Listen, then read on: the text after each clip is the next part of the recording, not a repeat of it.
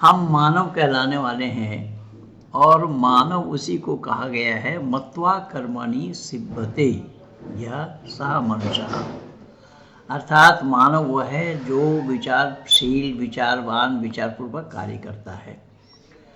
अफसोस की बात तो यह है कि जीव जंतु को हम जब देखते हैं तो वो भी अकल का प्रयोग करता है। जैसा उदाहरण के रूप में बिल्ली कभी नकली चूहा पर, पत्थर के बने चूहा पर झपट्टा नहीं मारती और कभी चूहा नकली बिल्ली से नहीं डरती। ये स्वाभाविक बात है। कभी भंवरा कागज़ के फूलों पर बैठते हुए नहीं देखेंगे भंवरा को। तो इस प्रकार से हम जब देखेंगे मानव को, मानव अक्लमंद है लेकिन अकल पर ताला डाला हुआ है, जिसपे न खाने पीने की क्षमता है, न बोलने चलने की क्षमता है, उसके ना सामने नाक रगड़ते हैं, गिड़गिड़ाते हैं। इसलिए आज सुबह मैं एक पोस्ट फेसबुक पेज में भी डाला हूँ, ज़रूर आप लोगों ने देखा होगा। तो मैं निवेदन कर रहा हूँ यही, अभी ये गंगा सागर वाला मेला चल रहा है और गंगा सागर मेला क्या है, सब पाप से मुक्ति पाने के लिए लोग दौड़े पड़े हैं, जबकि पाप से मुक्ति पाना संभव नहीं है। नहाने से शरीर के मैल धुलेंगे, पाप नहीं। तो इसी पर ही मैं पिछले रविवार को आर्य समाज बड़ा बाजार में अपना विचार रखा था, उसे मैं आप लोगों तक पहुंचा रहा हूं। इसे आप लोग ध्यान से सुनिए, ज़्यादा से ज़्यादा शेयर कीजिए, लाइक कीजिए, सब्सक्राइब कीजिए और आइकन बेल दबाना न भूलना। इन्हीं शब्दों के साथ मैं इंद्रपाल आर्य। श्रेष्ठ कार्य है यज्ञ करना और आर्य समाज की ये प्रधानता रही है कि हमारा कोई भी अनुष्ठान हम यज्ञ से शुरू करते हैं। तो यज्ञ में अगर रुचि न हो और समाज के अधिकारी ही समय पर न पहुँचे तो ये तो दुखदाई बात है ही, जो राहुल जी संकेत भी किया है। मैं भी यही निवेदन करूंगा, हाथ जोड़कर विनती करूंगा कि समय से सब काम होता है, सब काम आप लोग करते हैं, लेकिन जिस काम की प्रधानता दी गई है, बताई गई है, या ऋषि मुनियों ने हमें ये उपदेश दिया है, यज्ञ वही श्रेष्ठतमम कर्म का, तो ऐसे श्रेष्ठ कार्य में हम लोग पीछे क्यों रहते हैं, जबकि इससे बढ़कर के और कोई अच्छा काम नहीं बताया गया है। सर्वश्रेष्ठ कार्य है क्या? यज्ञ करना। और इसमें हमारे ऋषियों ने बहुत सारा प्रमाण इकट्ठा करके दिया है। बताया गया है स्वर्ग कामे यज्ञेत, कि अगर स्वर्ग की कामना है या करना चाहते हैं तो यज्ञ रचाएं। अब देखिए, दुनिया के लोग स्वर्ग की कामना के लिए क्या क्या मनगढ़ंत बातों को सामने उठाकर रखा है और कैसी कैसी बातें दुनिया में प्रचारित प्रसारित कर रहे हैं। और स्वर्ग के लिए, स्वर्ग में जाने की इच्छा से अभी क्या क्या काम लोग करेंगे, ज़रूर आप लोग भी जान रहे हैं। बंगाल की धरती पर रहते हैं आप सभी, और इसी बंगाल के धरती पर रहने के कारण गंगा सागर के बारे में ज़रूर आप लोगों को जानकारी है। क्यों भाई? अमन जी कहाँ गए आज?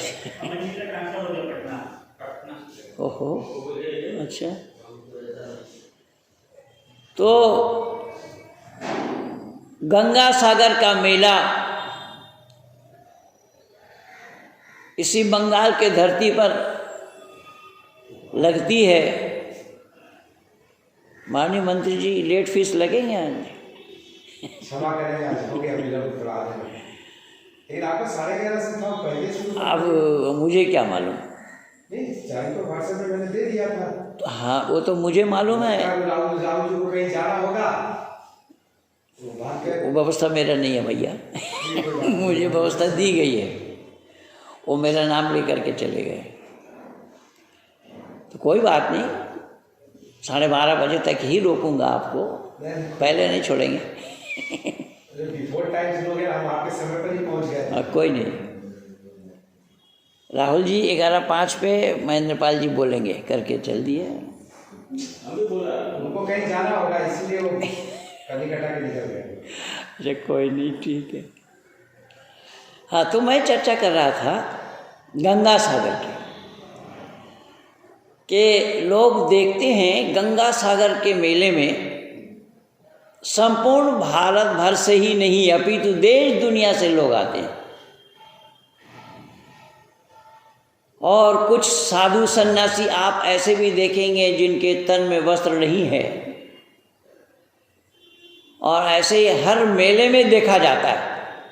विशेष करके कुंभ आदि मेले में आप देखेंगे, वहाँ पर भी ऐसे ही साधु सन्यासियों की जमावड़ा है। पंडित जी अब तक पीछे थे, अब मंत्री जी आ गए तो अब आ रहे हैं सामने। ठीक है, धन्यवाद मानिए पंडित जी को। तो अब आश्चर्य की बात यह है कि लोगों ने इसे धर्म माना। देखिए, विषय मेरा वही है जो राहुल जी छेड़ करके गए, और सत्या प्रकाश के तीसरा समुल्लास, और यह प्रमाण ऋषिवर देव दयानंद के ही दिए हुए हैं, धर्म क्या है और अधर्म क्या है। तो मैंने निवेदन किया कि ये गंगा सागर मेला में जो लोग पहुंचते हैं, साधु सन्यासी और बहुत सारे गृहस्थी, घर गृहस्थी वाले भी जाते हैं, उद्देश्य क्या रहता है? स्नान करना। स्नान करने से क्या होना है? तो पाप से मुक्ति पाना है, स्वर्ग में जाएंगे। लेकिन वेद ने बताया है कि उससे स्वर्ग की प्राप्ति नहीं हो सकती। अगर आपको स्वर्ग चाहिए तो स्वर्ग कामे यज्ञेत, ये बताया। अगर स्वर्ग की कामना है आपको तो आप यज्ञ करें, यज्ञ रचाएं। यज्ञ से स्वर्ग की कामना होती, या स्वर्ग की कामना होती है। अब आप पूछ सकते हैं कि भाई यज्ञ से स्वर्ग की कामना कैसे हो जाएगी? लोग तो मरने के बाद जाते हैं और आप जीते जी यज्ञ करा रहे हैं और बोल रहे हैं स्वर्ग की कामना। आप यही समझदारी है। केवल ऋषि दयानंद के उड़ान देखिएगा, ऋषि दयानंद ने जो उड़ान भरा है, ये दुनिया वालों को मालूम नहीं, दुनिया वालों को पता नहीं है कि लोग कहते हैं मरने के बाद स्वर्ग में जाएंगे, या मरने के बाद भले वही कहीं गए हों उनके नाम से स्वर्गीय लिखा जाता है। अब गए वो नरक में तब भी वो स्वर्गीय। ऋषि दयानंद कहते हैं ऐसा नहीं होना, ऐसा होना संभव नहीं है।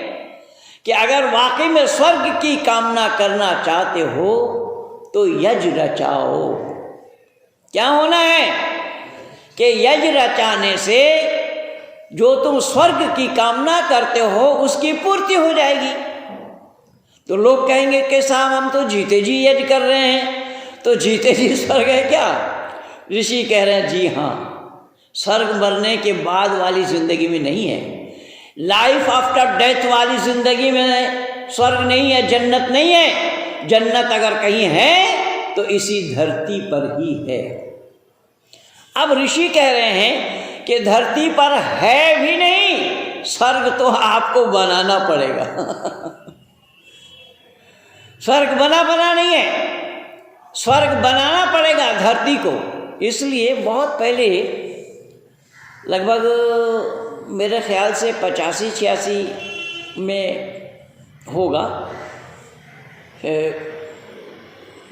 बंगला मीडियम के स्कूल में एक पुस्तक पढ़ाई जाती थी। उसमें क्लास 6 की एक पुस्तक थी, रैपिड पुस्तक, जिसमें एक कविता मैंने पढ़ी, जिस कवि का नाम है शेख फजलुल करीम। वो बांग्लादेश के रहने वाले हैं और बांग्ला भाषा में उन्होंने कविता लिखी। एक मुसलमान है लेकिन वो क्या कह रहे हैं ज़रा ध्यान से सुनिएगा, तो इससे भी पता लगना संभव है। ऋषि दयानंद की जो उद्देश्य है, ऋषि दयानंद का जो उद्देश्य है, ऋषि दयानंद के जो वक्तव्य हैं उसकी पूर्ति की है उन्होंने लिखा, कोथाय स्वर्ग कोथाय नरक के बोले ता बहु दूर, मानुषेर माझेई स्वर्ग नरक मानुषेते सुरासुर। देखिए कवि ने क्या लिखा। कभी कोई आर्य समाजी नहीं है, मैं विनती कर रहा हूँ, कभी कोई आर्य समाजी नहीं है और ना कवि के साथ ऋषि दयानंद का कोई संपर्क था। कवि ने लिखा है, दुनिया के लोगों, कौन कहता है स्वर्ग दूर में है, कौन कहता है नरक दूर में है? स्वर्ग और नरक दूर में नहीं है।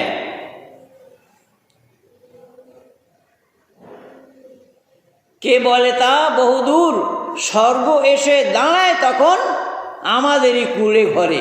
अर्थात आखिरी पंक्ति में उन्होंने लिखा है कि स्वर्ग एसे दाঁড়ায় तখন आमादेरी कूड़े घरे, अर्थात हमारे झुग्गी झोपड़ी के अंदर में स्वर्ग उपस्थित हो जाता है। बोले कैसे? बोले जिस झुग्गी और झोपड़ी के अंदर में सुख शांति चैन और अमन है उसका नाम स्वर्ग है। तो बता लगा कि कवि लिख रहे हैं कि कोथाय स्वर्गो कोथाय नरक के बोले ता बहु दूर, कि वो काफ़ी दूर नहीं है, स्वर्ग और नरक बहुत दूर में नहीं है, वो अगर है तो हमारे नज़दीक है, हमारे सामने है।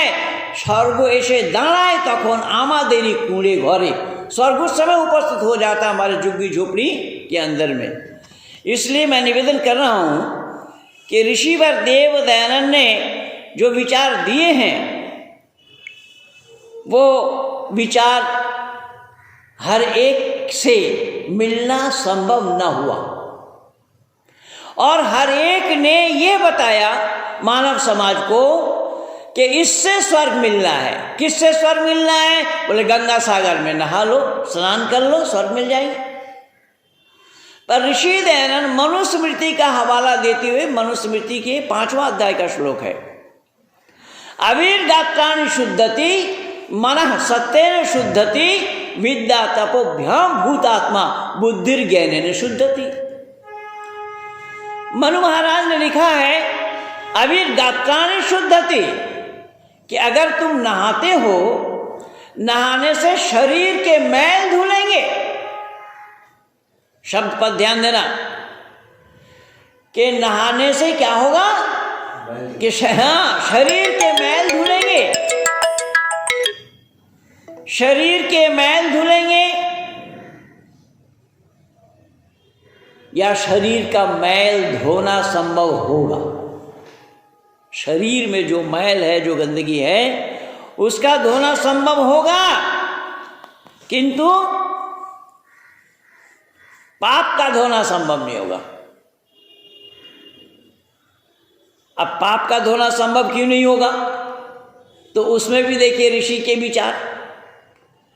ऋषि बतला रहे हैं कि शरीर से पाप आपने किया क्या? आपने तो शरीर से पाप किया नहीं, क्योंकि पाप को शरीर से अंजाम देने से पहले आपने मन से पाप किया। जैसा उदाहरण के रूप में मैं एक मोबाइल रखा हूँ यहाँ पर, और माननीय मंत्री जी के पास इससे कीमती मोबाइल है, और मैं मन में ठाना कि ये मोबाइल मेरे पास होना चाहिए। मैंने आँख छुपाकर हाथ से उठा लिया। अब बतलाइए, मैं मन में पहले ठाना या हाथ को पहले बढ़ाया? हाथ जोड़ रहा हूँ, विनती कर रहा हूँ, ये मामला और कहीं स्पष्ट होना नहीं है, और ना दुनिया वालों के पास है, ना दुनिया वाले इस सच्चाई को जानते हैं, ना दुनिया के लोग इस सच्चाई से जुड़ना चाहते हैं। इसीलिए मैं निवेदन कर रहा हूँ कि सत्य बहुत कठिन काम है, सत्य को दुनिया ने जाना नहीं। रामदेव के खिलाफ में जो हो रहा था वो कल मैं उसका दिया घंटाधार करके, कल लाइव प्रोग्राम में मैं उसका सारा स्पष्टीकरण दिया कि ये हो क्या रहा है। ये केवल मानव समाज को वर्गलाने के लिए ही ये सारा तरीका ताम झाम लोगों ने किया हुआ है। अब आप देखिए जरा विचार करके, ऋषि कह रहे हैं कि मन से आपने पहले पाप किया और उसके बाद शरीर से आपने अंजाम दिया। अरे भाई बाहर जा करके बात करें या तो रख दे मोबाइल। कि शरीर से आपने पाप बाद में किया, लेकिन पहले वो बात आपके मन में आई। तो आप जो शरीर के मैल धुल रहे हैं पाप से मुक्ति पाने के लिए, तो पाप से छुटकारा मिला क्या आपको? आपने पाप तो किया मन से और धो रहे हैं शरीर को। इसीलिए बहुत सारे भजन उपदेशकों ने भी गाया है और बोला है कि साबुन से धोया तन को और कभी धोया नहीं कलुषित मन को। जो कलुषित मन है उस मन को तो धोया नहीं, और साबुन से तन को धो रहे हैं और न मालूम क्या क्या लगा रहे हैं, तो इससे बात बनने वाली नहीं है। इसलिए ऋषि दयानंद कह रहे हैं कि पहले जो मन में आपने उस पाप को ठाना है, उस मन के पाप को धोना पड़ेगा। तो मन के पाप को कैसे धोएंगे? मनः सत्येन शुद्धति, मन की शुद्धि होगी सत्य से।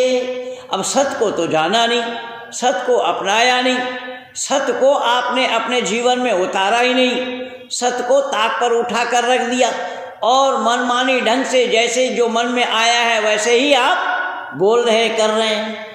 इसीलिए गंगा सागर में नहाइए या गंगा सागर का पूरा पानी उठाकर अपने ऊपर उड़ेल दीजिए, तो पाप से आपको मुक्ति मिलना नहीं है।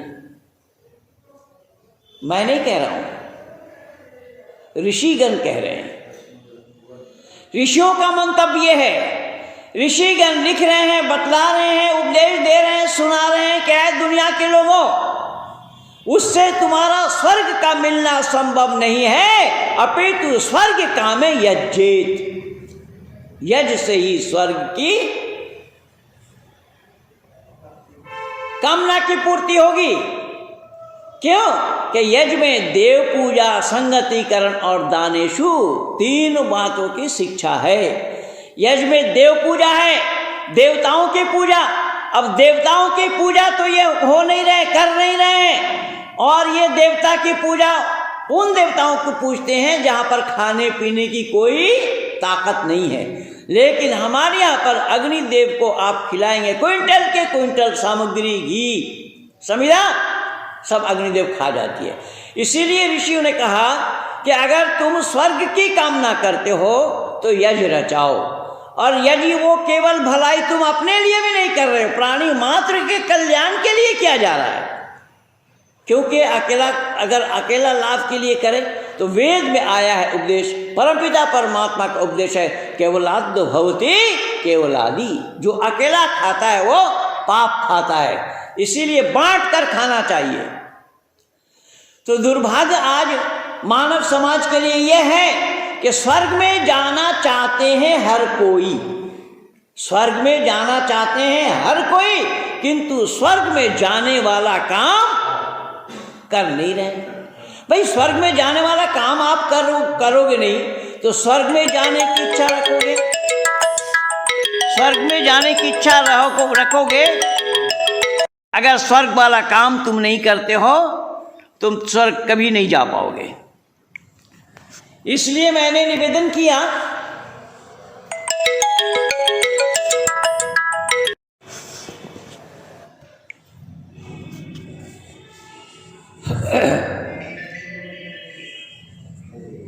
तो ऋषियों ने क्या बोला?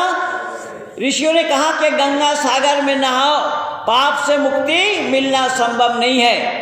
गंगा सागर में नहाने से शरीर के मैल धुलेंगे, पाप का धुलना संभव नहीं है। क्योंकि तुमने पाप तो किया मन से और धो रहे हो शरीर को, तो शरीर को धोने से तुम्हारा शरीर के मैल धुलेंगे। इसीलिए मनु महाराज ने क्या बताया? काविर गात्राणि शुद्धति मनः सत्येन शुद्धति विद्या तपोभ्याम भूतात्मा बुद्धिर्ज्ञानेन शुद्धति। कि मन को शुद्ध करना चाहते हो तो मन की शुद्धि होगी सत से। तुमने सत को जाना नहीं, तुमने सत को अपनाया नहीं, तो इससे बात थोड़ी बनने वाली है। चाहे तुम शरीर में कपड़ा धारण करो या न करो, भस्म लगाओ, कुछ भी करो, इससे तुम पाप से मुक्त नहीं पा सकते हो। इसीलिए जो तीसरा समुल्लास सत्याप्रकाश का पाठ हम और आप सुन रहे थे, वहाँ ऋषि ने साफ लिखा है और पंचम समुल्लास में बहुत स्पष्ट लिखा है कि संन्यास उन्हें लेना चाहिए जो कम से कम एक वेद का विद्वान हो। सन्यासी उसको बनना चाहिए जो वेदज्ञ विद्वान हो, वेदज्ञ पंडित हो। इसलिए कल वो नरसिम्हा जितने भी आनंद फानंद जितने भी रामदेव के खिलाफ बोले सबको धोया कल रात को। 8 से 9 तक का मेरा लाइव प्रोग्राम था, उसको देखिएगा कल वाला। मैं निवेदन कर रहा हूं कि जो वेद के विद्वान नहीं हैं उनको सन्यास आश्रम में जाना नहीं चाहिए। ये मैं नहीं कह रहा हूं, ऋषि लिख रहे हैं। जो वेद के विद्वान होंगे वो कभी भी दूध मिला पानी मूर्ति पर नहीं चढ़ाएंगे, इतना जरूर ध्यान रखना। जो वेद के विद्वान होंगे, अगर वो सन्यासी भी हैं तो सन्यासी होने के बाद वो कभी भी दूध मिला पानी नहीं चढ़ाएंगे मूर्ति पर। और जिस मूर्ति पर चढ़ा रहे हैं उस मूर्ति को भी पता नहीं लग पा रहा है कि दूध मिला पानी चढ़ा रहा है, पानी मिला दूध चढ़ा रहा है। तो इससे बड़ा धोखा और क्या है। और ये धोखा ईश्वर के साथ करे। अफसोस तो इन्हीं बातों का है। ऋषि दयानंद रोया इसी बात पर, कह रहे दुनिया के लोगों का बिल्कुल दिमाग खराब हो रहा है। जो ईश्वर नहीं है उसको ईश्वर मान रहे हैं और उसकी पूजा कर रहे हैं, जबकि ईश्वर को जानकर ही ईश्वर की पूजा करनी चाहिए। यही धर्म का लक्षण बतलाया है, यही जो हम लोग अभी सुन रहे थे। ऋषि दयानंद इस पर जोर डालते हुए कह रहे हैं कि दुनिया के लोगों वो धर्म नहीं है जो तुम कर रहे हो।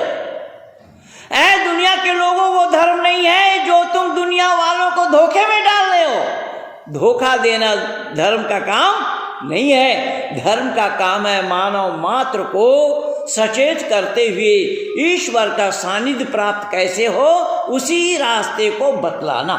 ये ऋषियों का काम है, ये सन्यासियों का काम है। लेकिन आज ये सन्यासी क्या कर रहे हैं? अरे रामदेव कहीं मजार में गया, मजार में गया या नहीं गया वो भी अंदाजा मार रहे हैं। चादर चढ़ाते हुए मैं पूरा इंटरनेट खोजा, कहीं पर भी नहीं मिला। फिर भी बोले जा रहे हैं कि उनको आर्य समाज से बहिष्कार करना चाहिए। भाई आर्य समाज जाने, आर्य समाज का काम जाने। तू कौन है? मैंने पूछा तू है कौन जो आर्य समाज से बहिष्कार करने के लिए बोल रहा है? भाई तू तो आर्य समाजी नहीं है।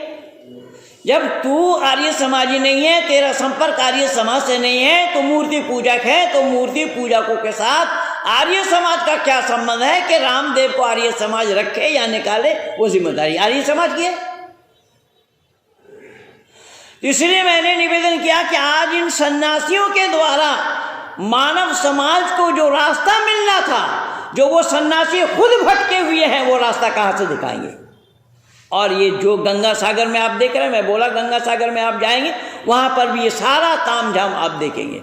और गंगा सागर में हमारा शिविर लगता होगा शायद हमारे हाँ, तो हमारे समाज के लोग वहाँ जाते हैं, लोगों को सिखाते हैं, समझाते हैं, बतलाते हैं, किताब वगैरह भी बांटते हैं।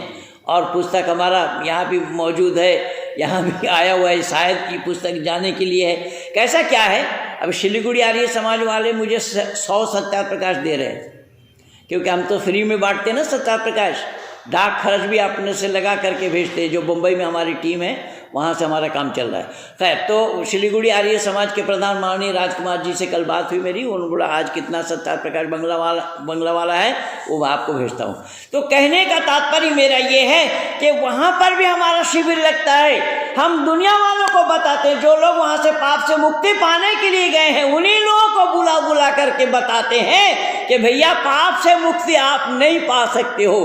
पाप से मुक्ति दिलाने वाला दुनिया में कोई नहीं है। पाप आप करो और उससे कोई मुक्ति दिलाए। बोले ईसाई लोग तो कह रहे हैं कि पाप तुम्हारा कितना ही पहाड़ के समान ऊंचा क्यों ना हो गया हो, बपतिस्मा ले लो, हमारे पास आ जाओ, ईसाई बन जाओ, पाप से मुक्ति दिला देंगे। तो मैं कहता हूं उन लोगों से कि उन लोगों से ये ईसाइयों से पूछा जाए या उनसे ये पूछिए कि खाएं हम, पेट किसका भरेगा, ईसा मसीह का या हमारा? भाई खाएंगे हम तो ईसा मसीह का पेट कैसे भरेगा? तो जब खाएंगे हम, पेट हमारा भरेगा, तो पाप हम करेंगे, ईसा मसीह उसके जिम्मेदार कैसे होंगे? अब आज है भी नहीं। तो ये जो धोखाबाजी आज दुनिया में लोगों ने छेड़ रखा है, वो धर्म के नाम से ही धोखा दे रहे हैं। यही तो तीसरा समोल्लास में ऋषि दयानंद लिखा है। ऋषि दयानंद लिख रहे हैं कि वो धर्म नहीं है, वो तो धर्म को जानते ही नहीं है कि धर्म होता क्या है। धर्म होता क्या है उसे तो जानने का प्रयास ही नहीं किया। अगर धर्म को जान करके करते होते काम तो आज मानव समाज का कल्याण होता। इसी तीसरा समोल्लास में ऋषि दयानंद बतला रहे हैं, हो सकता अगले सप्ताह में आए वो मंत्र। विद्या विलास मनसो धृतिशील शिक्षा सत्य व्रता रहित मन मलापहरहा संसार दुख दलनेन शुभूषिताये धन्य नराबीत कर्म परोपकारा। देखिए ऋषि दयानंद क्या लिखते हैं कि विद्या विलासो मनसो धृतिशील शिक्षा। जो व्यक्ति या जो विद्यार्थी विद्या विलास में तत्पर रहता है, विलास के माने मनोरम मत समझना, यहाँ विलास की मानी इच्छा, आकांक्षा, चाह, उत्साह आदि आदि। किस लिए? विद्या अर्जन करने के लिए, विद्या सीखने के लिए, विद्या अर्जित करने के लिए, विद्या को अपने आत्मसात करने के लिए, विद्या को अपने जीवन में उतारने के लिए, विद्या पढ़ करके उस पर आचरण करने के लिए। विद्या क्या है? सा विद्या या विमुक्त है। देखिए ऋषि ने इसका भी स्पष्टीकरण कर दिया। अरे विद्या क्या है? बोले सा विद्या या विमुक्त है, जो मुक्ति का रास्ता दिखा दे, जो मुक्ति का रास्ता बता दे, उसी का ही नाम विद्या है। अब ये कह रहे हैं कि इसी में मुक्ति है। किसमें? कि गंगा सागर में नहा लो, मुक्ति पा जाओगे। भाई गंगा सागर में नहाने से मुक्ति पाएंगे या नहीं पाएंगे वो तो मैं नहीं जान रहा हूं, पर जिसको तैरना नहीं आता ना, वो जाए तो साथ ही साथ उनकी मुक्ति हो जाएगी। अब विश्वास ना हो तो देख लीजिए जाके। तो यही आपको कुंभ मेला में भी तो लोग उसी लिए करते हैं। कुंभ मेला में भी इसीलिए जाते हैं। तो पिछले दिनों जब कुंभ मेला लगा था ना, उस समय गुजरात में भूकंप आया था। इन सन्यासियों का तमाशा देखिए। इन सन्यासी नहीं, मैं तो बोला ये सत्यानाशी हैं, इनको सन्यासी नहीं कहा जाएगा। सन्यास के लिए वैराग्य होना चाहिए, वैराग्य है नहीं, ताम झाम लिए फिर रहे हैं, कंठी माला गले में दुनिया भर का रुद्राक्ष रुद्राक्ष गले में लटका करके। जब शास्त्र का कहना है नालिंगम धर्म कारणम, धर्म के लिए बाहरी चिन्ह की कोई आवश्यकता नहीं है। तो पिछले दिनों जब गुजरात में भूकंप आया, उस समय कुंभ लगा था इलाहाबाद में। तो इलाहाबाद में ये जितने भी अखाड़ा लगा था, और मैंने अखाड़ा वालों को कह दूं, और जो मैं दावा के साथ ये कह रहा हूं कि ये जो सन्यासी जो आज हिंदू एकता की बात कर रहे हैं, अरे वो नहाने के लिए ही झगड़ रहे हैं। वो कह रहे हैं हम नहाएंगे पहले, हमारा अखाड़ा पहले नहाए, वो कह रहे हैं हमारा अखाड़ा पहले नहाएगा। क्या तमाशा बना रखा है? जो नहाने के लिए झगड़ रहे हैं वो हिंदू एकता कर रहे हैं। हिंदू एकता होना संभव है क्या? और हिंदू एकता कभी होना संभव नहीं, और ना ये कर पाएंगे, क्योंकि हिंदू एकता करना और पल्ले में मेढक को तौलना बराबर है। मैं निवेदन कर रहा हूं कि उसमें क्या हुआ कि उन अखाड़ा वालों ने प्रचार किया कि अरे वो जो गुजरात में भूकंप आया, वो भूकंप को तो आना था हमारे यहाँ पर इलाहाबाद में, हम लोग साधक हैं, त्यागी हैं, तपस्वी हैं, हम अपने साधना के बल पर गुजरात भेज दिया। और गुजरात में जो भूकंप आया उसी में जो गांव तबाह हो गया था, उसमें से भाई साहेब सिंह वर्मा जो उन दिनों में दिल्ली के मुख्यमंत्री थे, और हम सारे लोग मिल करके गए। उन्होंने एक गांव गोद लिया था, उन यहाँ सेवा में गए। खैर, तो कहने का मतलब ये है, ये अखाड़े वाले कह रहे हैं, ये सन्यासी बता रहे हैं अपने को, ये सन्यासी कह रहे हैं कि गुजरात में जो भूकंप आया वो इलाहाबाद में आना था, हम लोग साधना के बल पर वहां भेज दिए। मैंने कहा अरे मूर्ख लोगों, तुम सन्यासी कहते हो अपने को, 40 किलोमीटर और दूर भेज देते तो पाकिस्तान नहीं चला जाता। पाकिस्तान भेज दे रहे हैं। अगर तुम इलाहाबाद से गुजरात भेज सकते उस भूकंप को, तो 40 किलोमीटर और दूर कर देते तो पाकिस्तान नहीं चला जाता क्या? ये धोखा धोखा धोखा, और धोखा किनके द्वारा? सन्यासियों के द्वारा। ये अपने को सन्यासी कह रहे। मरेंगे भाई, क्यों? जो जिसको तैरना नहीं आएगा वो तो जाएगा ही। तो मैं ये निवेदन करने लगा हूं कि आज धरती पर मानव समाज को इस तरीके से वर्गलाया जा रहा है। इसलिए मैं कहना चाहूंगा कि यूं कहा शराबी ने आबिद से, आबिद माने इबादत करने वाला, एक शराबी उससे कह रहा है कि यूं कहा शराबी ने आबिद से, ऐ आबिद तेरी इबादत में दम है तो मस्जिद को हिला कर देख, वरना 2 घूंट पी ले फिर मस्जिद को हिलता हुआ देख। वो कह रहा है कि मैं खूब जानता हूं तुम मस्जिद को हिला नहीं सकता, तेरी इबादत में, तेरी बंदगी में वो दम नहीं है, वो ताकत नहीं है, वो कुव्वत नहीं है कि तू मस्जिद को हिला सके। लेकिन मेरा शराब का तू 2 घूंट पी लेगा ना, मस्जिद ही हिलता हुआ तुझे नजर आएगा। आज केवल यही चल रहा है, इसी का नाम सन्यासी है।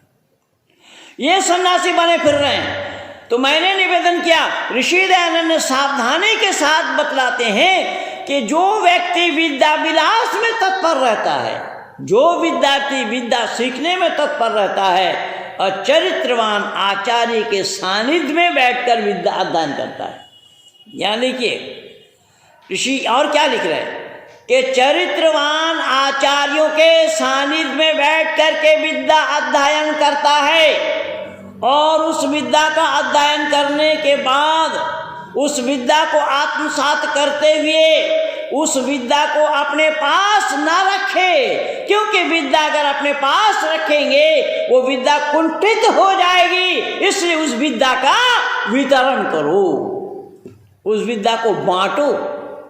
कहाँ बांटो? कि जो लोग अंधकार आच्छादितमय जीवन जी रहे हैं, ऐसे अंधकार वालों के पास उन विद्या को पहुंचाओ। यही तो हमारा गंगा सागर का मेला का शिविर लगाने का भी तात्पर्य यही है। गंगा सागर में मेला में शिविर लगाने का हमारा तात्पर्य और उद्देश्य भी यही है कि उन जिन लोगों का जीवन अंधकारमय है, उस अंधकारमय जीवन जीने वालों के पास इसी विद्या को पहुंचाना है कि विद्या से क्या होगा, अपने जीवन तो कल्याणमय होगा ही होगा, औरों के जीवन को भी विपत्ति से, आपत्ति से, अधर्म से, अन्याय से, दुराचार से ऊपर उठाना। ये है उद्देश्य सन्यासियों का। तो ऋषि दयानंद लिख रहे हैं, ऋषि दयानंद बतला रहे हैं कि विद्या अध्ययन करो चरित्रवान आचार्य के सानिध्य में बैठकर, और उस विद्या का वितरण करो। ये धन्य नराय विहित कर्म परोपकारा, कि वो नर और नारी धन्य है जो कि दूसरे का उपकार करते हैं, जो कि दूसरे का फायदा पहुंचाते हैं। दूसरे को फायदा पहुंचाने वाले यहाँ केवल पुरुषों के लिए नहीं बोला, ऋषि दयानंद लिख रहे हैं नर और नारी, ये धन्य नराय विहित कर्म परोपकारा, अर्थात वो नर और नारी धन्य है जो कि ऐसे परोपकार करते हैं, ऐसे परोपकार में लगे हुए हैं। तो सबसे बड़ा परोपकार तो हमारा यज्ञ है। इसलिए ऋषि ने लिखा है कि अगर स्वर्ग की कामना चाहते हो तो यज्ञ रचाओ, यज्ञ करो, क्योंकि इससे बड़ा परोपकार और कुछ भी नहीं है। केवल इतना ही नहीं, साथ ही साथ यज्ञ को कहा गया है यज्ञ वै भुवनस्य नाभि, अर्थात यज्ञ क्या है, केवल इस ब्रह्मांड के भुवन के नाभि हैं। उदाहरण के रूप में देखिएगा, आपका तबीयत खराब है, सर में दर्द हो रहा है, सो नहीं पाया, नींद नहीं आई आपको, सुबह सवेरे आप उठ करके दुकान खोलने के बाद गए डॉक्टर साहब के पास, क्या भाई क्या बात है, क्यों आए? डॉक्टर साहब सर में दर्द हो रहा है, मैं सो नहीं पाया रात भर, बेतहाशा दर्द है, परेशान हूँ। तो बंधु जिम्मेदारी के साथ बतलाइए कि डॉक्टर साहब का हाथ आपके सर में जाएगा या पेट में जाएगा? मैं हाथ जोड़ रहा हूँ, विनती कर रहा हूँ आप लोगों से, कम लोग बैठे नहीं है। डॉक्टर साहब का हाथ कहाँ जाएगा?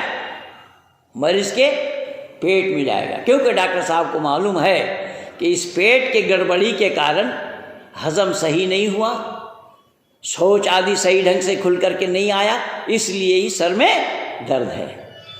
तो यानी शरीर में, शरीर को ठीक रखने के लिए ठीक किसको रखना पड़ेगा? बोले पेट को। तो ऋषि भी यही कह रहे हैं कि अगर इस भुवन को, विश्व को अगर सही रखना है तो ये क्या करो? यज्ञ करो। यज्ञ वही भुवनस्थ नाभि।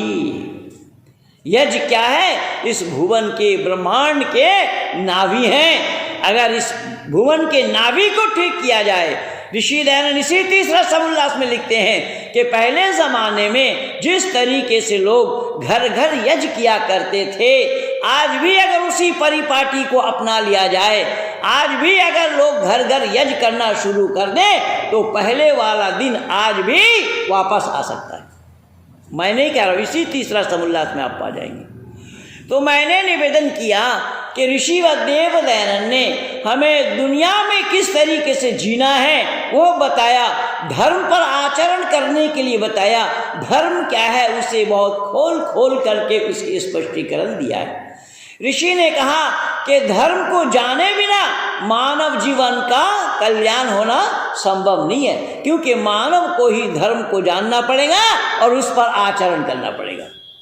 मानव के सिवा धर्म पर आचरण करने वाला कोई नहीं है, मानव के सिवा धर्म को जानने वाला कोई नहीं है। इसीलिए शास्त्रकारों ने लिखा, आहार निद्रा भय मैथुनांच सामान्य में पशु भी नरणाम धर्म ही तेषाम मदि को विशेषो धर्मेण ही ना पशु भी समाना। क्या आहार, निद्रा, भय और मैथुन, ये चार चीज मानव मात्र के लिए है और पशुओं के लिए है, लेकिन मानव के साथ जुड़ा हुआ है धर्म। पशु धर्म को नहीं जानता। तो जो मानव धर्म जुड़ा हुआ होने के बावजूद भी धर्म पर आचरण नहीं करता, धर्म को नहीं जानता, वो पशु के समान है। तो पशु क्या है? तो बतलाया पश्यति तस पशु, अर्थात जो केवल देखता है, सोच विचार कर नहीं पाता, अपना पराया का ज्ञान जिसके पास नहीं है, माँ भाई बहन बाप पिता का ज्ञान जिसके पास नहीं है, उसका नाम पशु है। लेकिन मानव जानता है कौन मेरी माँ है, कौन मेरे पिता हैं, कौन मेरे भाई हैं, कौन मेरे बहन हैं, कौन मेरे इष्ट हैं, कौन मेरे मित्र हैं, कौन मेरा है और कौन सा दूसरे का है, ये केवल मानव जानता है। इसीलिए मानव के साथ जुड़ा हुआ है धर्म।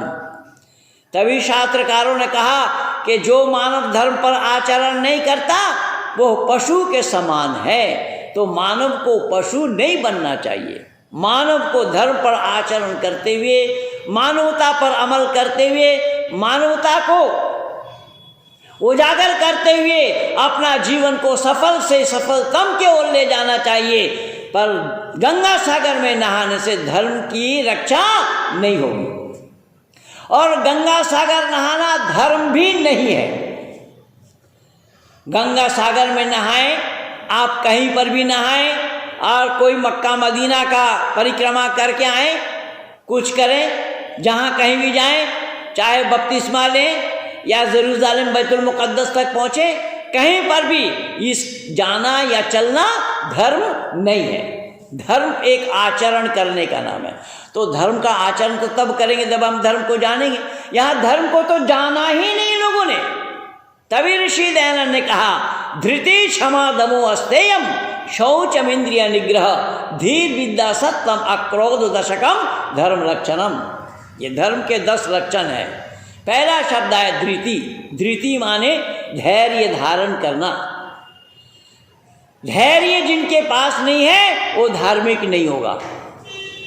सुने, अब ये साधुगण कान खोल करके सुने, जो ये छटपटा रहे हैं, जो ये बकवास किए जा रहे हैं, जो ये अनाप शनाप बोले जा रहे हैं, उन साधुओं तक मैं अपनी वाणी को पहुंचाने के लिए प्रयास कर रहा हूं। तो मैं निवेदन कर रहा हूं, जिनके मन में उथल पुथल है, जिनके मन में ईर्ष्या द्वेष है, जिनके मन में घमंड है, जिनके मन में छल और कपट है कि एक सन्यासी होकर दूसरे सन्यासी का विरोध कर रहे हैं, वो कभी भी धार्मिक नहीं हो सकते। मैं नहीं कह रहा हूं, हमारा शास्त्र कह रहा है। इसीलिए पहला शब्द आया धृति। धृति धैर्य धारण करना। जिनके पास धैर्य नहीं है वो मानव ही होना संभव नहीं है, साधु तो दूर की बात, मानव होना उसके लिए संभव नहीं। धृति क्षमा। दूसरा नंबर आया क्षमा।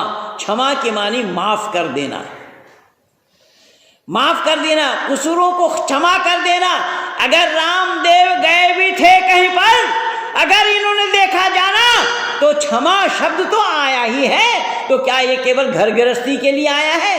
क्या ये सन्यासियों के लिए नहीं है? तो क्षमा में नहीं तो फिर यही बात थी ना, फिर लेट देम गो कह देना, अनदेखा कर देना। तो मैं इसीलिए निवेदन कर रहा हूं कि अगर सन्यासी वहां कहीं मजार में चादर चढ़ाने के लिए गए तो अटल बिहारी वाजपेयी भी तो 2-2 बार चादर चढ़ाए थे, 40-40 मीटर वाला चादर चढ़ाए, उसका विरोध क्यों नहीं हुआ? वर्तमान प्रधानमंत्री भी अब्बास नकवी के हाथ चादर भेजे, उसका विरोध क्यों नहीं हुआ? मैंने निवेदन किया कि ये सब धर्म के लक्षण में आ रहे हैं। क्षमा, दमो। दमो के माने दमन करना, अपने नफ्स को काबू में रखना, अपने नफ्स को कंट्रोल में रखना, अपने नफ्स को वश में रखना। अपने नफ्स को अगर वश में रखते होते तो अनाप शनाप बोल करके FIR लगवाते अपने नाम। आज 39 साल हो रहा है मुझे प्रचार करते हुए। परमात्मा की असीम अनुकंपा है, संपूर्ण भारत भर में कहीं पर भी FIR नहीं है। इसका कारण क्या है? इसका कारण ये है कि मैं जो कुछ भी बोलता हूँ प्रमाण के साथ बोलता हूँ, जो कुछ भी बोलता हूँ शास्त्र सम्मत बोलता हूँ। शास्त्र के विरुद्ध कोई बातें मैं नहीं करता, कोई बातें मैं नहीं बोलता। जब यहाँ पर शास्त्र विरुद्ध बातें बोल रहे हैं, अभी कुंभ में धर्म सांसद लगे, वहाँ पर बोले तो वहाँ पर FIR हो गया, कहीं किसी के नाम हुआ, कहीं किसी के नाम हुआ। और यहाँ धैर्य ही धर्म का लक्षण है। जब आपके पास वो धैर्य नहीं तो काहे के सन्यासी हो आप, काहे के आप धार्मिक हो, काहे के आप क्या हो? आपको कम से कम ये धर्म का लक्षण तो जानना चाहिए। जब धर्म के लक्षण ही आप नहीं जान पाए तो आप दुनिया को क्या उपदेश देंगे, दुनिया को क्या सुनाएंगे? इसीलिए शास्त्रकारों ने कहा धृति, क्षमा, दमो, अस्ते। अस्ते के मन अचोरी, चोरी न करना। चोरी का परिभाषा बड़ा लंबा है, लेकिन मैं आप लोगों से विनती कर रहा हूं, हमारे ऋषि मुनियों ने कितना आसान तरीका दिया है। देखिएगा, ऋषि लिख रहे हैं कि जिनको चोरी करने की आदत है, अगर उनको चोरी छुड़ाया जाए तो एक रास्ता है कि उनसे दान दिलवाई जाए। अगर हाथ उनका यूं हो जाता है और हाथ यूं करने के वो अभ्यास बन जाते हैं, अभ्यासी बन जाते हैं, अभ्यस्त हो जाते हैं, तो फिर वो कभी उठाने का नाम नहीं लेंगे। मैं नहीं कह रहा हूं, मैं नहीं कह रहा हूं, ये प्रमाण ऋषियों का है। ऋषि कह रहे हैं कि दान देने वाला कभी चोरी नहीं करेगा। जिनको दान देने की वृत्ति है, जिनकी प्रवृत्ति दान देने की है, वो कभी किसी को लूट खसोट नहीं कर सकते, क्योंकि उसके स्वभाव के विपरीत है। इसलिए ऋषि कह रहे हैं दमो अस्ते। शौच, शौच माने पवित्रता, पाक साफ रहना। अब पाक साफ रहना, पवित्र कैसे? पवित्र मन की शुद्धि, तन की शुद्धि, वस्त्र की शुद्धि और स्थान की भी शुद्धि। देखिए ये 4 चीज मैं बता रहा हूं, मन की शुद्धि, तन की शुद्धि, वस्त्र की शुद्धि और स्थान की शुद्धि। कि जहां आप बैठ करके उपासना करेंगे, जहां आप बैठ करके ध्यान लगाएंगे, पहले वो जगह साफ होनी चाहिए। इसीलिए सड़क पर नमाज पढ़ना भी मना है। मैं इस पर भी वीडियो बना करके दिया हूँ। जो सड़क छेक करके लोग नमाज पढ़ते हैं ना, सड़क छेक करके नमाज पढ़ना भी सख्त मना है, क्योंकि वहाँ भी जगह की शुद्धता होनी चाहिए, वहाँ भी बताया है। खैर, तो मैं निवेदन कर रहा हूँ, जहाँ बैठ करके आप साधना करेंगे, इबादत करेंगे, उपासना करेंगे, वो जगह पवित्र होनी चाहिए। जो कपड़ा पहन करके आप उपासना कर रहे हैं, अगर वो वस्त्र साफ नहीं है, वस्त्र शुद्ध नहीं है, तो आपकी उपासना नहीं होगी। चाहे जितना कोई मंदिर का घंटी बजाए, चाहे कोई कुछ करे, वस्त्र उनकी शुद्धि नहीं है, क्योंकि गांजा पी पी करके उन्होंने वस्त्र को इतना गंदा बना रखा है कि उसके पड़ों से निकलना ही दूभर है। अगर विश्वास ना हो तो गंगा सागर के मेले में आप जाकर के देखिएगा, मैं दावा के साथ कह रहा हूं, मैं कान काट दूंगा अगर मेरी बात झूठी हो जाए तो। गांजा पी पी करके जो सन्यासी बता रहे हैं अपने को, गांजा पी पी करके उनके शरीर से इतना गंध आ रहा है कि उनके पास से निकलना भी दूभर है। और यहां धर्म के लक्षण में मना किया, रोका है कि वस्त्र की शुद्धि होनी चाहिए और तन की शुद्धि होना चाहिए, शरीर की भी शुद्धि होनी चाहिए। तो शरीर को शुद्ध करने के लिए आप नहा लो, इसमें कोई मना ही नहीं है, शरीर की शुद्धि हो जाएगी, तन की शुद्धि हो जाएगी, लेकिन मन भी शुद्ध चाहिए। अगर मन आपकी शुद्ध नहीं है, आपका मन अशुद्ध है, तो आप ना तो सन्यासी कहला पाएंगे, ना उपासक कहला पाएंगे, ना साधक कहला पाएंगे, ना धार्मिक कहला पाएंगे। यहाँ सभी बातें एक साथ ऋषि दयानंद ने करके दिखाया कि ऋषि कह रहे हैं धृति क्षमा दमो अस्तेयम, शौच इंद्रिय निग्रह, इंद्रियों को काबू में रखना, इंद्रियों को वश में रखना, इंद्रियों को अपने काबू में रखना, मन को विचलित होने मत देना, इधर उधर न भागना, आदि आदि ये जितने भी हैं वो सब चरित्र पर निर्भर कर रहा है। अगर चरित्रवान नहीं होंगे तो वो साधु का होना भी संभव नहीं है। यहाँ पर मैं बहुत सारे आर्य समाज में ही देखा, बहुत साधु देखा। अग्निवेश तो विदेशी महिलाओं के एक्टरों के कंधे पे हाथ रख करके फोटो खिंचवाते रहे। जब सत्या प्रकाश का केस हुआ उसको फोटो को उजागर किया गया था, वो सब मेरे वीडियो में लगा हुआ है, सब पा जाएंगे। तो मैंने निवेदन किया फोटो सहित, लेकिन कुछ लोग तो अग्निवेश के ही पीछे पड़े हुए हैं, मैं क्या क्या बोलूं। तो मैंने निवेदन किया कि बहुत सारे सन्यासियों के लिए ऋषि दयानंद ने मना लिखा इसी तीसरा समुल्लास में, इसी सत्या प्रकाश के तीसरा समुल्लास में ऋषि दयानंद ने साफ मना लिखा है कि ये लक्षण सन्यासियों के नहीं है। धृति क्षमा दमो अस्तियम शौच इंद्रिय निग्रह धीर विद्या, धैर्यशील होना, और उसके बाद विद्या। तो विद्या को मैं पहले ही बता दिया, सब विद्या या मुक्त है, विद्या वही है जो मुक्ति का रास्ता दिखा दे, उसका नाम विद्या कहा गया है। तो मुक्ति का रास्ता दिखाने का नाम विद्या है, लेकिन यहाँ तो जाना नहीं, और वो मुक्ति का रास्ता कहाँ से पाएंगे। तो ऋषि दयानंद भी साफ लिख रहे हैं कि एकमात्र रास्ता है, वो है वेद। वो रास्ता कौन सा है? बोले वो है वेद, वेद रूपी रास्ता। क्यों? कि वेद के सिवा और कहीं विद्या नहीं है। इसलिए आज मैं आप लोगों को भी याद दिला रहा हूँ, आप सारे आर्यजन बैठे हैं, आप लोगों को बखूबी थोड़ा थोड़ा याद तो ज़रूर होगा। ऋषिवत देव दयानंद जब गुरु विरजानंद के पास गए, दस्तक लगाई बाहर से, गुरु ने पूछा कौन? शिष्य ने बताया मैं यही तो जानने के लिए आया हूँ कि मैं कौन हूँ। गुरु विरजानंद ने दरवाज़ा खोला, दरवाज़ा खोलने के बाद परिचय हुआ दोनों में। परिचय होने के पर विरजानंद ने पूछा आप कुछ पढ़े भी हैं? जी हाँ, मैं फला फला किताब को पढ़ा हूँ। फला फला किताब को अगर आप पढ़े हैं तो इन किताबों को जमुना में बहा दीजिए। याद है मंत्री जी? ऋषि दयानंद के जीवनी पढ़ के देखिए। गुरु विरजानंद कह रहे हैं कि जिन किताबों को आप पढ़े हैं वो किताब विद्या वाली नहीं है, और आपको विद्या चाहिए। सच्चा शिव को आप पाना चाहते हैं, सच्चे शिव को पाने के लिए आपको मैंने निवेदन किया कि गुरु विरजानंद ने कहा कि भाई आप जिन किताब को पढ़े हैं वो किताब विद्या वाली किताब नहीं है, वो विद्या वाली किताब नहीं है। इससे विद्या आपको मिला ही नहीं। अगर आप वाकई में विद्या चाहते चाहते हैं तो जमुना में बहाओ। ये इतिहास तो आप लोगों को भी मालूम है ना।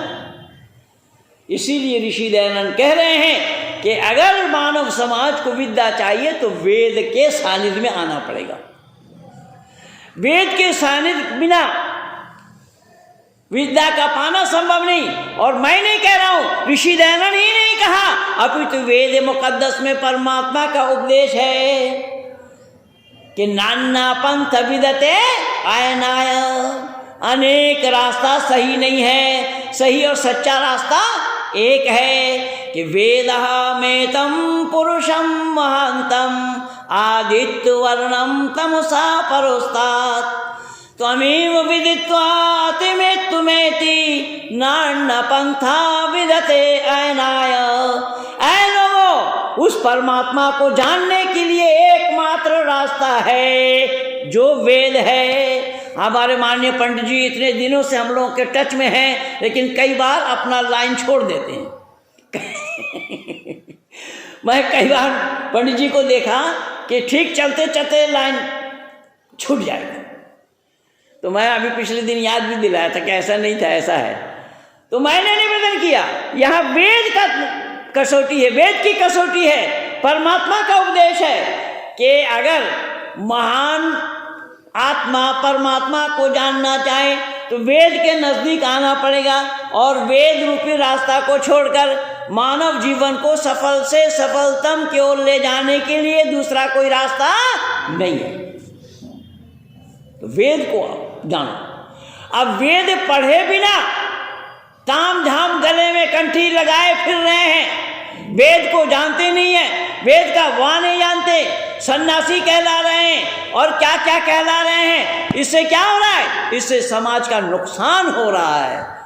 मानव समाज को गलत रास्ते में ले जा रहे हैं और सन्यासियों के द्वारा ही मानव समाज को गलत रास्ते में ले जाना ये अच्छा आदमी का काम नहीं है। इसलिए मैंने निवेदन किया कि ऋषि दयानंद ने यहाँ बतलाया क्या है, दुनिया के लोगों, तुम्हें विद्या को जानने के लिए आना पड़ेगा वेद के नज़दीक। वेद के सिवा विद्या, मुक्ति पाने के लिए विद्या और कहीं नहीं है, किसी के पास नहीं है। इसलिए वेद विद्या में पारंगत होने के लिए ऋषि दयानंद ने कितने पापड़ बेले, किन किन मुसीबतों को झेला, किन किन मुसीबतों को उठाया, कैसे कैसे विष के हलाहल को अपने गले के नीचे उतारा। उद्देश्य क्या था? अरे भाई, ऋषि दयानंद को तो 18 घंटे की समाधि लगाना सिद्ध हो चुका था। 18 घंटे की समाधि लगाने के अभ्यासी ऋषि दयानंद बन चुके थे, लेकिन उन्होंने ये सोचा, उन्होंने ये जाना, उन्होंने ये समझा कि मैं अकेला समाधि लेकर के क्या करूँगा, मैं तो दुनिया के लोगों को समाधिस्थ होने की शिक्षा देना चाहता हूँ, मैं दुनिया वालों को मुक्ति दिलाना चाहता हूँ, मैं दुनिया वालों को बताना चाहता हूँ पाप क्या है, पुण्य क्या है, मैं दुनिया वालों को बताना चाहता हूँ धर्म क्या है, अधर्म क्या है, मैं दुनिया वालों को बताना चाहता हूँ सच क्या है और गलत क्या है। ऋषि दयानंद ने ये दोनों पक्ष को लेकर के जनमानस में उतरे और उसी मानव कल्याण के लिए ये अमर ग्रंथ सत्यार्थ प्रकाश को लिख करके ऋषि दयानंद ने 1 से 10 समुल्लास तक इन्हीं दोनों पक्ष को दर्शाया, दोनों पक्ष को दर्शाया और दोनों पक्ष में ये बताया कि ये करना है और ये नहीं करना है, अर्थात आदेश और निषेध। आदेश माने करना और निषेध माने ना करना। 1 समुल्लास से लेकर के 10 समुल्लास तक आदेश और निषेध ऋषि दयानंद दर्शाए हैं। अर्थात ध्यान से सुनना मेरी बातों को, अर्थात कौन कौन सा आदेश, कौन कौन सा निषेध, क्या खाना है क्या नहीं खाना, शब्द पर ध्यान देना, क्या खाना है क्या नहीं खाना, कब खाना है कब नहीं खाना, किसके हाथ का खाना किसके हाथ का नहीं खाना, किसके घर का खाना किसके घर का नहीं खाना। इसीलिए ऋषि दयानंद ने 8 को कसाई माना है। कसाई जो पशु काटता है वो कसाई नहीं है, कसाई ऋषि दयानंद ने 8 को लिखा, इसी सत्यार्थ प्रकाश में पा जाएंगे 8 कसाई है। तो ऋषि लिख रहे हैं किसके हाथ का खाना किसके हाथ का नहीं खाना और किसके घर खाना किसके घर नहीं खाना, क्या पढ़ना क्या नहीं पढ़ना, कब पढ़ना कब नहीं पढ़ना, किसके पास पढ़ना किसके पास नहीं पढ़ना, ये सब इसी तीसरा समुल्लास, जिस तीसरा समुल्लास का पाठ आपका चल रहा है क्रम, वही तीसरे समुल्लास में सब पा जाएंगे आप। मैं निवेदन कर रहा हूँ, ऋषि दयानंद लिख रहे हैं किसके पास पढ़ना किसके पास नहीं पढ़ना, क्या कौन सी किताब पढ़ना कौन सी नहीं पढ़ना, अर्थात क्या पहनना क्या नहीं पहनना। शब्द पर ध्यान देना, ऋषि ने लिखा क्या पहनना क्या नहीं पहनना, कब पहनना कब नहीं पहनना, कैसा पहनना है और कैसा नहीं पहनना है। वहाँ पहनने के लिए भी आदेश और निषेध आया हुआ है, लेकिन हम लोग तो ये सब जानने का प्रयास नहीं करते हैं, हम लोग ये सब सोचते भी नहीं है, चलो यार देखा जाएगा जो होगा, जो चल रहा चलने दो। लेकिन ऋषि की मंतव्य ये नहीं है, ऋषि ने चयन किया है, ऋषि ने चयन किया है गृहस्थी का कपड़ा कैसे होना चाहिए, ब्रह्मचारी का कपड़ा कैसे होना चाहिए। देखा आप लोगों ने देखा, गुरुकुल तो आप लोगों का भी है, गुरुकुल तो अपने माननीय प्रधान जी, मैं देख आया वहाँ जंगल में अलग जगह माननीय प्रधान जी ने। और गुरुकुल के बच्चों के कपड़े कैसे होते, ब्रह्मचारी सफ़ेद वस्त्र पहनते हैं, नीचे कटी वस्त्र होता है, ऊपर ओढ़ते हैं। ब्रह्मचारी के कपड़े अलग होते हैं, गृहस्थी के कपड़े अलग होते हैं, वानप्रस्थ के कपड़े अलग होते हैं। कपड़े से ही पहचान होता है ये वानप्रस्थी है कि सन्यासी है। लेकिन आज तो कुछ वानप्रस्थी ऐसे हैं, सन्यास अभी लिए नहीं और वानप्रस्थी का दीक्षा लिए हुए हैं, लेकिन कपड़ा पहने हुए हैं सन्यासी की, ताकि लोग चरण छुए आकर। तो ये सब गलत तरीका है। और ये मैं नहीं कह रहा हूँ, ऋषि दयानंद मना लिख रहे हैं, ऋषि दयानंद कह रहे हैं ऐसा नहीं होगा। सन्यासी का कपड़ा अलग होता है, सन्यासी का कपड़ा होता है लाल, क्यों कि जैसा अग्नि का रंग होता है, जैसा अग्नि, किस तरीके से अग्नि की लपटें देखे होंगे ना सुर्ख, ऐसा ही। तो ऋषि दयानंद कह रहे हैं क्यों कि सन्यासियों का जीवन ऐसा होता है, सन्यासी का जीवन अग्निमय होता है, वो तपे तपाए होते हैं। सन्यास वो सभी ईष्णाओं से ऊपर उठ चुके हैं, सभी ईष्णाओं से दूर हट चुके हैं, सभी ईष्णाओं से अलग हो चुके हैं, तभी उनका नाम सन्यास पड़ा। पंचम समुल्लास में पा जाएंगे सारा। तो मैंने निवेदन किया कि ऋषि चयन कर रहे हैं, आदेश और निषेध बतला रहे हैं कि ये करना है और ये नहीं करना। पहनने से लेकर के, यानी खाने पीने से लेकर के उठने बैठने और सोने तक, कब सोना है कब नहीं सोना है, कितना सोना है कितना नहीं सोना है, और यज्ञ में भाग लेना है कि नहीं लेना है, सारा ऋषि दयानंद ने ही दर्शाया है कि आप ज़्यादा देर तक सोएंगे, ज़्यादा देर तक जागेंगे तो ज़्यादा देर तक सोना पड़ेगा, पर नहीं। प्रातः रत्नम प्रतरित्वा दधाति, प्रातःकाल उठने का मतलब क्या होता है, प्रातःकाल क्या उठना रत्न प्राप्त करने के समान है। प्रातः रत्नम प्रतरित्वा दधाति, अर्थात प्रातःकाल उठना, सुबह सवेरे उठना, ये क्या है कि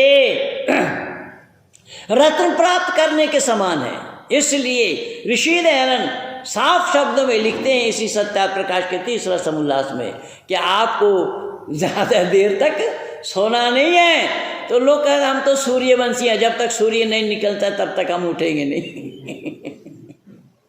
पर ब्रह्म मुहूर्त में उठने के लिए ऋषि का आदेश है कि सूरज निकलने से लगभग 1.5 घंटा या 1.5 घंटा ना होते 1 घंटा पहले जागो, ब्रह्म मुहूर्त उसको कहा जाता है। भाई महेश जी को दिखाई दे रहे हैं, मलिक बाजार से हो आए, तो मैंने निवेदन किया, देखिए ये क्या ऋषि ने कोई ऐसा रास्ता हमारे लिए खाली नहीं छोड़ा कि निकल कर हम भागे, बांध दिया है। मानव जीवन को बांध करके सॉलिड बनाया है, तैयार किया है कि तपे तपाए हो जाओ। अगर तुम्हारा जीवन तपे तपाया नहीं है तो तुम मानव कहलाने के अधिकारी नहीं हो। अब यहाँ इसीलिए मनोर्भव आया है वेद में, ऋषि उसी पर ही बल दे रहे हैं, ऋषि उसी को ही कह रहे हैं कि अगर तुम मानव बनना चाहते हो तो उसी मानवता की रक्षा करो, मानवता पर अमल करो, मानवता पर आचरण करो, अपने आचरण में मानवता को लाओ। लेकिन दुर्भाग्य तो ये है कि मानवता को ताक पर उठाकर रख दिया गया है और मानव होने का दावा कर रहे हैं। ऋषि कह रहे हैं कि ऐसा होना संभव नहीं होगा। तो मैंने निवेदन किया कि ऋषि दयानंद इसी सत्या प्रकाश में हमारे उसी धर्म को दर्शाते हुए बतला रहे हैं कि ये जो 10 लक्षण हैं वही लक्षण जिसके अंदर में दिखलाई दे वो धार्मिक है।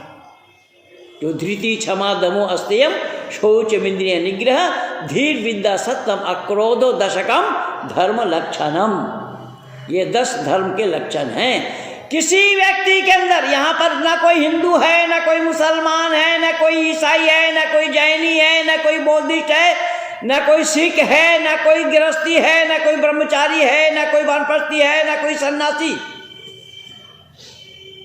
किसी में ये 10 लक्षण दिखलाई दे वो धार्मिक है। लेकिन मैं दावा के साथ ये कह रहा हूँ, दुनिया वालों ने इस सच्चाई को जानने का प्रयास नहीं किया, ना दुनिया वाले इसके नज़दीक आ रहे हैं, ना आना चाहते हैं। दुनिया वाले उनको महात्मा कह रहे हैं। मैं जान नहीं पा रहा हूँ कि सही अर्थों में महात्मा का लक्षण उन लोगों में है या नहीं है। अगर है तो भी मैं ये कहूँगा कि अगर दुनिया के लोग महात्मा कहला रहे हैं या महात्मा कहलाते हैं, वो महात्मा ही कहला सकते हैं, धर्मात्मा नहीं कहला सकते। ऋषि दयानंद केवल महात्मा नहीं थे, अपितु ऋषि दयानंद धर्मात्मा थे। धर्म पर आचरण करते रहे खुद, और दुनिया वालों को भी धर्म के साथ जोड़ा ऋषि ने कहा कि हमारा नाम जब मानव पड़ा है, अगर हम धर्म पर आचरण नहीं करेंगे तो हम किसी तरीके से भी मानव कहलाने के अधिकारी नहीं हैं। हमें अगर मानव कहलाना है तो हमें उस पर आचरण करना पड़ेगा। आचरण किए बिना कभी भी मानव जीवन को सफल बनाया जाना संभव नहीं होगा। उदाहरण के रूप में जैसा अग्नि है, अग्नि का गुण क्या है? जलाना, गर्मी देना। तो अग्नि अगर जलाना छोड़ दे तो उस अग्नि का नाम अग्नि रहेगा या राख होगा? अग्नि अगर वो अपना गुण छोड़ दे, अग्नित्व का गुण छोड़ दे, तो उसका नाम राख हो जाएगा या अग्नि रहेगा? राख होगा। बिल्कुल स्वाभाविक बात है। तो यही बात ऋषि दयानंद कह रहे हैं कि जो मानव है, अगर मानवता का गुण उसमें नहीं है तो वो मानव कहलाने के भी हकदार नहीं होंगे। तो मानवता क्या है उसको पहला जानना पड़ेगा। पर आत्मानाम प्रतिकूलानि परिशाम न समाचरेत, जो अपने आत्मा के लिए सही न लगे औरों के लिए ऐसे विचार अपने मन में नहीं लाना। वेद मुकद्दस में परमात्मा का उपदेश है, आत्म सर्वभूतेषु, समस्त आत्माओं को अपनी आत्मा के समान जानना। ये क्या है? बोले यही मानवता का लक्षण है। लेकिन आज तो इसका उल्टा चल रहा है, उल्टा हो रहा है, उल्टा चल रहे हैं लोग, और उल्टा करके भी अपने को धार्मिक बतला रहे हैं। मुझे अफसोस इन्हीं बातों से है, मुझे अफसोस इन्हीं बातों से है कि आचरण तो है नहीं, उल्टा चल करके, उल्टा आचरण करके भी अपने को मानव कहला रहे हैं। और ऋषि कह रहे हैं कि ये मानव का लक्षण नहीं है। जैसा अग्नि अपना गुण को छोड़ दिया, उसका नाम बदल गया, राख पड़ा, तो मानव अगर अपना कर्तव्य को छोड़ दे, मानव अगर अपना गुण को छोड़ दे, तो वो मानव का नाम न होकर उसी का ही नाम दानव होगा। मैं नहीं कह रहा हूँ, माफ कीजिएगा, ये वाक्य ऋषि के हैं। ऋषि कह रहे हैं कि वो मानव नाम उनका नहीं होगा। तो मानव का विलोम शब्द क्या आएगा? दानव। ऋषि कह रहे हैं कि वो मानव ना होकर वो दानव बन जाएगा। तो क्या हम लोग केवल कपड़ा पहनने से ही मानव कहलाएंगे, या हाथ पांव आँख कान नाक रखने से ही मानव कहलाएंगे?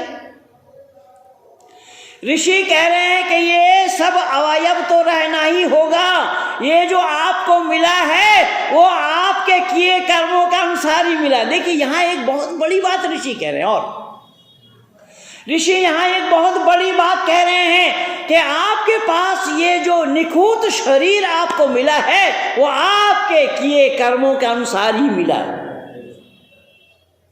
अगर आपका किया कर्म अच्छा ना हुआ होता तो ज़रूर आप देखेंगे, हमारा कलकत्ता में तो नहीं है, पर कलकत्ता में है तो ट्रेन में मिलते हैं। बाकी दिल्ली में देखिएगा हर रेड लाइट पर कर रहे लोग, ऋषि दयानंद कह रहे हैं फिर उसमें जाओगे किस में, समझ गए होंगे। तो ऋषि कह रहे हैं कि अगर मनुष्यत्व तुम्हारे में नहीं है, अगर तुमने उस मानवता को छोड़ा तो छोड़ने से तुम्हारा ट्रांसफर हो जाएगा। कहाँ ट्रांसफर होगा? कहीं पर भी। इसीलिए ऋषि दयानंद ने इसी सत्ता प्रकाश के नवासम उल्लास में लिखते हैं कि पाप और पुण्य जब दोनों बराबर हो जाता है तो मनुष्य जन्म मिलता है।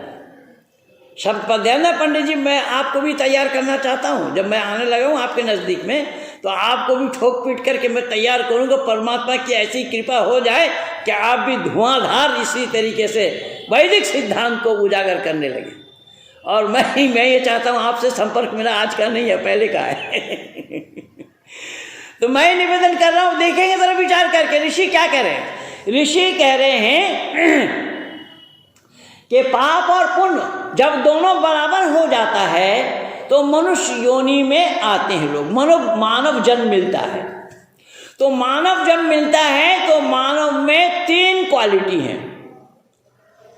कितने क्वालिटी है मानवों में? 3 क्वालिटी है, स्त्री, पुरुष और नपुंसकलिंग। स्त्रीलिंग, पुल्लिंग और नपुंसकलिंग, ये 3 लिंगों का जो भेद है वो कर्मों के आधार पर है।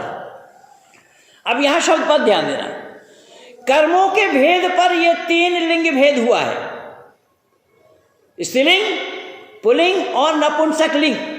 लेकिन हमारे कई भाई ऐसे कह जाते हैं, भाई नरदेव जी ने एक गीत लिखा है भरतपुर वाले कि पुरुषों से मान ज़्यादा महिलाओं का देखा और सुना है। पुराना गीत है उनका। तो पुरुषों से मान महिलाओं का देखा और सुना है। पर ऋषि दयानंद कह रहे हैं कि परमात्मा ने तो ऐसा नहीं किया।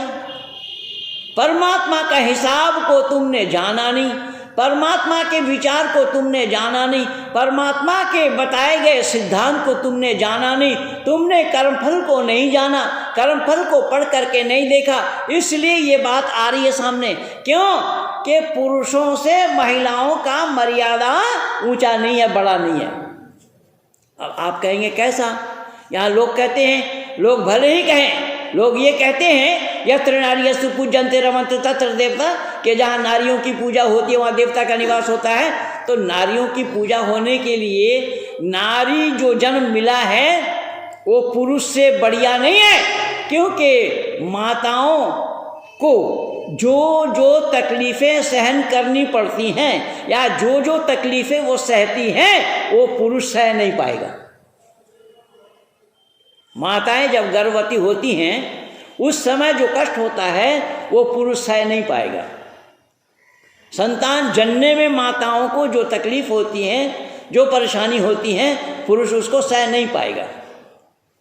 तो हमारे यहाँ मान्यता यही है, वेद में अवश्य में भुक्तव्यम कृतम कर्म शुभाशुभम, अवश्य ही भोगना है किए हुए कर्मों का फल शुभ हो और अशुभ। तो माताएं भोग रही हैं, पुरुष नहीं भोग रहा है, तो कर्म किसका बढ़िया है भाई? कर्म किसका बढ़िया है? जो भोगेगा वो, जो नहीं भोगेगा वो। अब ये ऋषि दयानंद लिख रहे हैं, इसी नवासम उल्लास में पा जाएंगे। ऋषि दयानंद लिख रहे हैं कि कर्म का भेद है। बोले पुरुष जन्म मिला, उनका कर्म अच्छा है, और उनसे थोड़ा न्यून हो जाए तो महिला, और उससे भी थोड़ा कम हो जाए तो वही छक्का, बोले तब छक्का मारना पड़ेगा। तो कहने का तात्पर्य ये है, ये किए हुए कर्मों के अनुसार ही आ रहा है ये सारा। तब ऋषि लिख रहे हैं कि जब मानव योनि में आए हो, मानव कर्म, तुम्हारा कर्म के अनुसार ही तुम्हें मानव योनि मिला। अगर तुम्हारा कर्म अच्छा ना हुआ होता तो ज़रूर मानव योनि में आने के बाद भी खूंट होता, कहीं हाथ ना होता, कहीं आँख ना होता, कहीं कान ना होता, कहीं पैर ना होते। यानी ये जो स्वस्थ शरीर हम लोग देख रहे हैं, इसमें से किसी का खूंट होना वो कर्म का फल है। इसलिए मैंने लंगड़ू को भी बोला, बहुत जगह इसको ठोका मैं लंगड़ू को। वो अंत्येष्टि मंत्र से यज्ञ कराता है, मैंने कहा कि मैं सहन नहीं करूँगा। ऐसा योगेश ने भी लिखा है पुस्तक, उसको भी मैं डाटा भी कुल्टी में। तो खैर मैं निवेदन कर रहा हूँ, ये वैदिक सिद्धांत विरुद्ध है, वैदिक मान्यता के खिलाफ है कि किए हुए कर्मों के अनुसार ही ये सारा शरीर मिला। शरीर में अगर कहीं अंग भंग हुआ तो ये मान लीजिए अगले कर्म में कहीं पर भी कोई खोट था, जिस खोट के कारण ये हुआ है। ये मैं नहीं कह रहा हूँ, यही वैदिक मान्यता है, वैदिक सिद्धांत है। अवश्यमेव वक्तव्यम कृतम कर्म शुभाशुभम, अवश्य ही भोगना है किए हुए कर्मों का फल, शुभ हो और अशुभ। तो शुभ अशुभ कर्मों के फल को भोगने के लिए जीव आत्मा को धरती पर बारंबार आना पड़ता है, क्योंकि ये धरती को छोड़कर कर्म फल भोगने के लिए अलग कोई स्थान नहीं है। ये तो सब ऋषि दयानंद के मंतव्य है। ऋषि दयानंद ने खोल खोल करके बताया है, इस मानवता को उजागर किया है, मानवता का बोध कराया है, मानव मात्र को सचेत किया है। क्या है मानव, तुम मानव कहलाने वाले मत बनो। अगर बनना चाहते हो तो कर्म के अनुसार मानव कहलाओ। अगर तुम्हारा मानव जैसा कर्म नहीं होगा तो फिर मानव कहलाने के हकदार नहीं बन पाओगे। तो जैसा अग्नि के गुण को छोड़ दिया उसका नाम बदल गया, हमारा भी मानव वाला गुण अगर छूट जाए तो हमारा नाम भी बदल जाएगा, इसलिए हम दानव बन जाएंगे। ऋषि दयानंद इसी पर ही बल दे रहे हैं। ये सब धर्म के आधार पर आता है, ये धर्म के बेस पे आता है। यही लक्षण ऋषि दयानंद ने दिया है, यही ऋषि दयानंद ने खूबी हमें बताई हैं। और ऋषि दयानंद ने चाहा कि मानव समाज को परमात्मा के साथ कैसे जोड़ा जाए। दयानंद का उद्देश्य क्या था? दयानंद का उद्देश्य केवल ये था कि उन मानव को मानवता का बोध कराते हुए इन मानव का संपर्क और संबंध परमात्मा से जुड़े, ये इतना मतलब था। और ऋषि दयानंद के उस काल में भी देखेंगे, उससे पहले भी देखेंगे, ये जितने भी लोग आए ना समाज सुधारक बताया गया उनको, कि चाहे वो लेनिन हो ची मिन हो, माओ से तुन हो, आदि आदि इस तबके के जितने भी लोग आए हैं उन सब ने समाज सुधार की बात की है। लेकिन केवल ऋषि दयानंद ने समाज सुधार की बात नहीं की, ऋषि दयानंद ने समाज सुधार की बात करते हुए मानव मात्र को परमात्मा के साथ जोड़ा और उन समाज सुधारकों ने परमात्मा को छोड़ा। ऋषि दयानंद ने परमात्मा के साथ जोड़ा मानव को, और उन मनुष्यों ने क्या किया, उन सुधारकों ने क्या किया, परमात्मा को छोड़ा। उन्होंने साफ कहा हु इज गॉड, ईश्वर कौन है?